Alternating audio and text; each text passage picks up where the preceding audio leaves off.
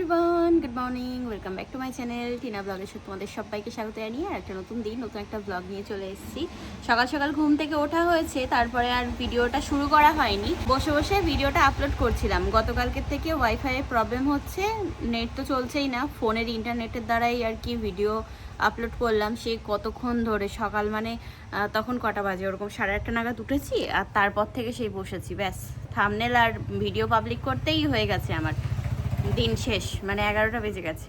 যাই হোক, এখন ভিডিও পাবলিক করলাম তো, তারপরে এখানে এখন বসে একটু চা করলাম, চা খাচ্ছি আমি আর মা। আজকে আমার মা যাবে শাশুড়িকে আনতে। ওর বাবারে বিশাল ব্যাপার। মা আর বাপি যাবে হচ্ছে, এখান থেকে বেরোবে ওই 2টোর দিকে, শিয়ালদায় যাবে আনতে ঠাম্মিকে গাড়িতে করে। তো ওদের আস্তে আস্তে কটা বাজবে, 7টা? ঠাম্মির গাড়ি ঢুকবে কখন? 5:30টায় গাড়ি ঢুকবে। ও তাহলে দেরি আছে, দেরি আছে, 8টা-9টা বাজবে রাতে। এখানে চা নিয়ে আসলাম কাপে করে। ওহ, চায়ের মধ্যেও প্রজাপতি, বাহ কি ব্যাপার, বাবারে বাবা। করবে নাকি তুমি চায়ের মধ্যে প্রজাপতি? হ্যাঁ, করবে না? তাহলে আর কি হলো।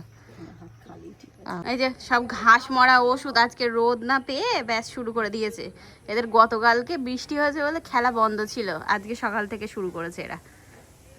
এই যে বাড়ি এসে এখন কাঁঠাল খাওয়া শুরু করেছে। আমি বললাম যে মুড়ি দিয়ে খা। আমি এখন আসলাম ছাদে আমার জামা কাপড় কাচবো, কি সুন্দর বৃষ্টি নেমে আসলো ঝমঝমিয়ে একদম। এই যে পড়তে শুরু করে দিয়েছে, জামা কাপড়গুলো ভিজিয়ে এসেছি, ভাবলাম যে কাচবো, ব্যাস শুরু হয়ে গেল। সকালে কি টানা রোদ, বাবারে টাক ফাটা রোদ দিয়েছে। ওই যে সেই ঘাস মারা ওষুধ দিচ্ছিল ওরা, আর এই যে এখন এই অবস্থা। কি জ্বালাতন সত্যি।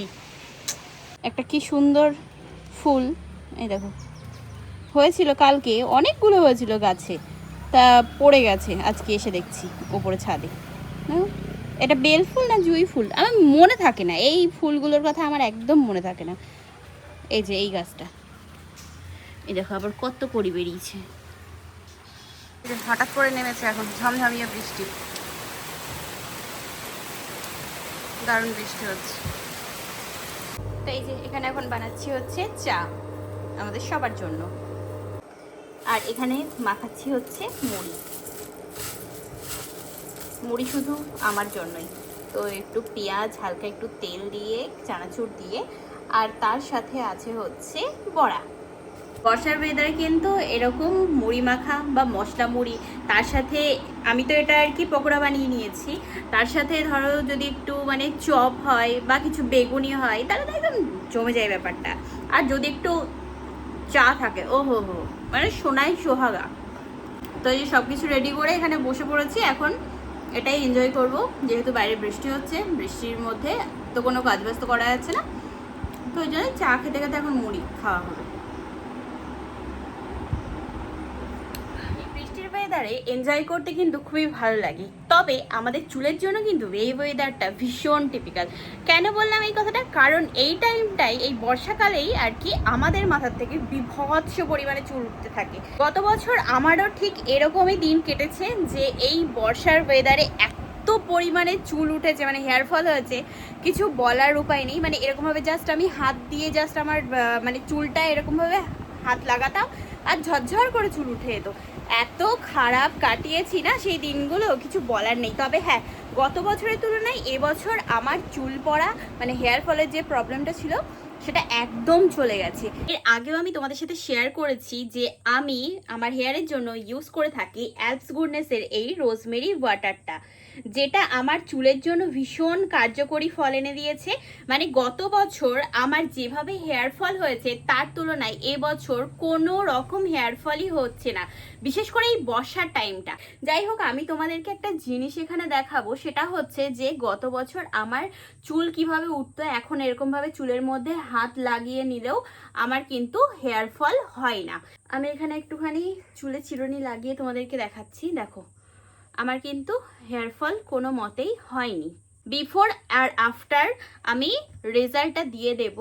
আর একটা জিনিস, সেটা হচ্ছে একটা টাইম তো আমার এমনও গেছে যেখানে হেয়ার ফল তো শুধু হয়ে যেত, সেই জায়গাটা থেকে যে আবার নতুন করে চুল গজাবে সেই জিনিসটা একেবারেই বন্ধ হয়ে গেছিল। এখন যেটা দেখতে পাও কত সুন্দর এই যে বেবি হেয়ারগুলো বেরিয়ে আসে, এমনকি ঘাড়ের পিছন দিয়ে, এই সামনে ফোরহেডের এখান দিয়ে। এটা কিন্তু নন গ্রেসি আর নন স্টিকি ওয়াটার বেসে আছে, তাই তোমার স্ক্যাল্পকে কিন্তু নারিশ করতে সাহায্য করে। হেয়ার গ্রোথের জন্য তোমরা এটা প্রত্যেক দিন ইউজ করতে পারো। আমি তো ডে টু নাইট প্রতিদিনই এটা ইউজ করে থাকি, সেটা রাত হোক বা দিন, মানে যখনই হোক না কেন। যদি বাইরে বেরোচ্ছি তো চুল যদি উস্কো খুস্কো লাগে তখনও আমি ইউজ করে নিই। কীভাবে ইউজ করবে সেটাও আমি তোমাদেরকে বলে দিই। এরকমভাবে সিথে করে নেবে আগে, যে জায়গাটাই তোমার মনে হচ্ছে যে হ্যাঁ এখানে আমার হেয়ার গ্রোথ হওয়া বন্ধ হয়ে গেছে, তো ওই জায়গাটাই জাস্ট তুমি এই অ্যালস গুডনেসের রোজমেরি ওয়াটারটা স্প্রে করে নাও, দেন হালকা হাতে একটুখানি মাসাজ করে নাও, তারপরে ছেড়ে দাও। ব্যাস, এটা শুকিয়ে গেল। এবার এইভাবেই তোমাকে ইউজ করতে হবে ডে টু নাইট। এটা স্ক্যাল্পে তাড়াতাড়ি অ্যাবজর্ব হয়ে ফলিকলের মধ্যে ঢোকে, যার ফলে আমাদের স্ক্যাল্পের ব্লাড সার্কুলেশনটাও বেড়ে যায়, আর তার ফলে কিন্তু আমাদের স্ক্যাল্পটা অনেকটাই হেলদি ফিল করে। আর সব থেকে ভালো ব্যাপার হচ্ছে এটাই, যে এটা ইউজ করার পরে আর কোনো রকম ঝামেলাই থাকে না আবার নতুন করে হেয়ার ওয়াশ করার। অ্যালপস গুডনেসের এই রোজমেরি ওয়াটারটা ভারতের একমাত্র ক্লিনিক্যালি প্রমাণিত রোজমেরি ওয়াটার। অ্যালপস গুডনেসের এই রোজমেরি ওয়াটারটা অ্যাভেলেবেল আছে পার্পেল.com-এ। তোমাদের সুবিধার্থে আমি প্রোডাক্টটা ট্যাগ প্রোডাক্ট করে দিচ্ছি, তো তোমরা ওখান থেকে বাই করে নিতে পারো। ওই বলছি যাক ঘুরে আসো, দাদা ভাইয়ের কথা বলছে। হ্যাঁ ওইটাই রাখুন কেন আগে, তাই যে মা আর বাবা বেরোচ্ছে এখন। হ্যাঁ আগে তুলে রাখতে হতো। কি ঠিক আছে, যাও তালি। তাই যে এখন খেতে বসলাম। আছে হচ্ছে কাঁঠালের আঁটি দিয়ে মসুরির ডাল, এখানে আছে হচ্ছে আলু ভাজা, আর এখানে আছে পাঁপড় ভাজা।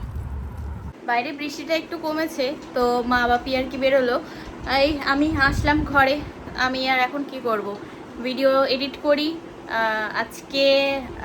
আজকে কোনো আর কি কাজ নেই। আজকে যে প্র্যাকটিসগুলো দিয়েছে ম্যাম সেগুলোই করব, তাছাড়া আর কিছু করার নেই। আর বাইরে তো এখনো পর্যন্ত হয়েই যাচ্ছে, ছিটেফোঁটা বৃষ্টি হয়ে যাচ্ছে। বর্ষাকাল মানেই হচ্ছে এটা। যাই হোক, একেতে ভালো যে একদিক দিয়ে যে গরমের হাত থেকে বাঁচা যায়, এটাই হচ্ছে মেন ব্যাপার।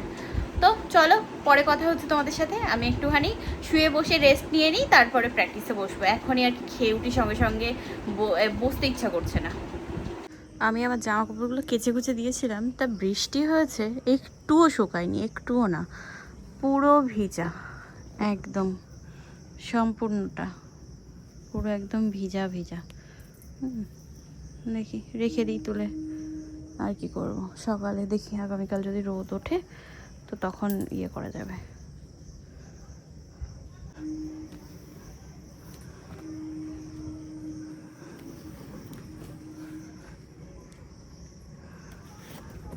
এখন সন্ধ্যাবেলা দুই ভাই বোন বাড়ি, তো কি খাবো, এই যে কফি বানাচ্ছি এখন।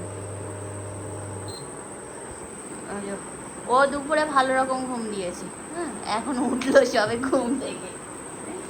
বাজে কটা দাঁড়াও, আর 7:45 বাজে, মারা চলে আসবে আর কিছুক্ষণের মধ্যে, আর ও এখন উঠলো। এই যে ঠাম্মি চলে এসছে। আর যদি পড়ে যায়, হ্যাঁ মাংস না হ্যাঁ বাইকের হ্যান্ডেলে ওই ইয়ে করে নিতে হবে, তাহলে আর পড়বে না। আটকে দিয়েছো তো ঠিক করে, তাহলে পড়বে না। তাই যে রাতের এখন রান্নাবান্না বলতে মাটনটা গতকালকে যেটা আর কি করেছিলাম রাতে, তো ওটাই গরম করছি। বাপিকে দিয়ে দেওয়া হলো টিফিন বক্সে করে। বাবার তো এখন মানে ছুটি নেই বলতে গেলে, খুবই কম, যার কারণে বাড়িতেও খুবই কম আসে। যাই হোক, এখন এখানে রুটি করলাম, খাওয়া দাওয়া করবো সবাই, ওই জন্যই। এই যে আমারে বললো রুটি কর বুনু, আমি খাবো। এখন কি ওদের ভাসি সব এগরোল খেয়ে এসছে। গুড। বাঁদর কোথাকার। Good. আর এখানে এই যে ম্যাডাম এখন কটা বসলাম। কটা বাজে এখন দেখ 11টা বাজে বল। স্নান করে এসে তাই একটু চা এই যে খাচ্ছি। চা খাচ্ছি। 10:40 মাথাটা আমার ইয়ে হচ্ছে, আমি কেমন যাই হোক ইয়ে রান্না হয়ে গেছে তাই ঠামিকে বললাম যে তুমি খেয়ে নাও। কি এখন রান্না বান্না করে রেখে দিলাম, যে যখন খাবে খাক, আর কিছু করার নেই, থাক। Good. তা চলো রাতে খাওয়া দাওয়া কমপ্লিট, এবার আর কি ঘুমাবো। সবাই যে যার আর কি ঘরে চলে গেছে। ওদিকে মা মোটর চালিয়েছিল, ইয়েতে জল উঠেছিল, ট্যাঙ্কি ফুল করছিল, যার কারণে আমি বসছিলাম। ঠাম্মি এখানে শুয়ে পড়েছে, বাপির ডিউটি আছে বলে বাপি চলে গেল। তো চলো আজকে ভিডিওটা এই পর্যন্তই। কেমন লাগলো ব্লগটা জানিও। তো আগামীকাল আবার একটা নতুন ব্লগ নিয়ে দেখা হচ্ছে তোমাদের সাথে। আজকের মতো tata, bye bye, good night, sweet dream, ভালো থেকো সবাই, টাটা।